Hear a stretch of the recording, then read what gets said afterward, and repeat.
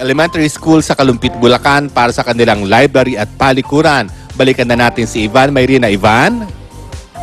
Yes, Lar, nagbabalik tayo mula dito sa May Sulaw Elementary School sa Kalumpit, Bulacan. Itong May Sulaw, Lar, nasa boundary na halos ng Bulacan at ng Pampanga at malapit sa Pampanga River kaya bahain.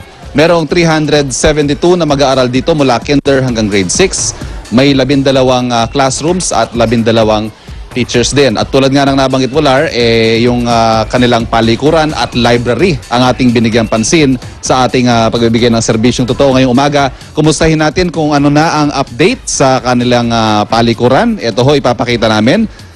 Kasalukuyan pa rin nagtatrabaho dyan ang mga kawani ng Philippine Army sa paglalagay ng mga brand new tiles at ganoon din ang mga brand new na toilet bowl. Pansinin nyo ho, ang bandang labas, yan naman ay likhang sining ng mga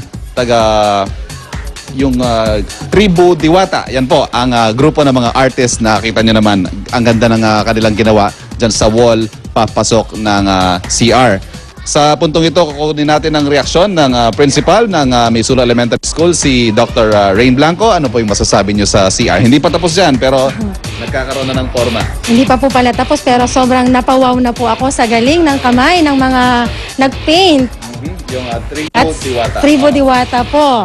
Pero ito ho, mas kina-excite natin dito sa unang hirit, yung pagpapakita sa mga estudyante at sa principal ng kanilang library. Hindi pa rin tapos ito, pero sa nakalipas na 2 oras, hindi natin pinapasok si ma'am para masurpresa siya kahit paano pag nakita niya ang kanilang bagong library. Pasok tayo, ma'am.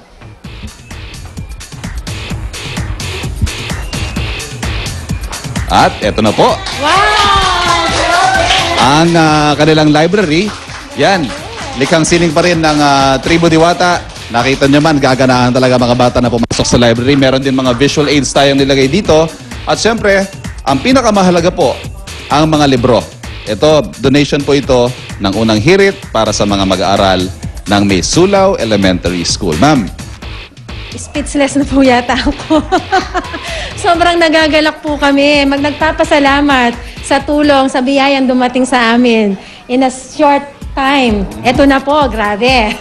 Sana ho ma-maximize yung mga libro ng mga bata. At sa lahat po na naging katuwang ng unang hirit sa pagsasakatuparan ng proyekto ito, maraming salamat po sa inyo. Balik dyan sa studio.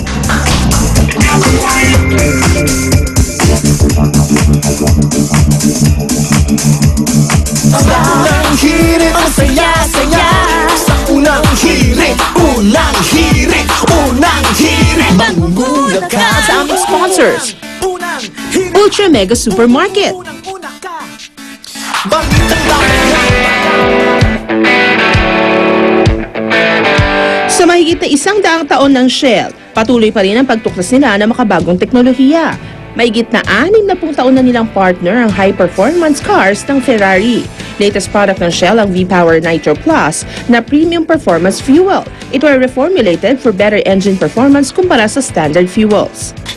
Good news sa mga passport applicants sa Pampanga at neighboring provinces. Bukas na ang sangay ng Department of Foreign Affairs sa Robinson Star Mill, San Fernando, Pampanga. Ang 995 square meter facility ang ikalawa sa ilan pang planong buksan ng DFA sa ilang shopping malls nationwide. Matatandaan ang DFA Cebu ay nagbukas sa Pacific Mall sa Mandaue City noong Pebrero. Isang Korean night ang kasabay ng pagbubukas ng Korean Tourism Organization sa bansa. Layo ng organisasyon na mabigyan daan ang palitan ng turismo sa pagitan ng Pilipinas at South Korea. Ayon sa datos mula sa Korean Tourism Organization, mahigit 300,000 Pilipino ang bumisita sa South Korea noong nakaraang taon. Samantala, 1 milyon namang Koreans ang bumisita sa bansa. Sa pamamagitan ng KTO, magkakaroon ng affordable tour packages sa mga kababayan nating nais bumisita sa South Korea. Para sa karagdagang impormasyon, bisitahin ang www.visitkorea.or.kr. Isang special cooking segment ang handog ng KFC sa kanilang pagsasapubliko ng ilan sa secret recipes ng founder nito na si Colonel Sanders.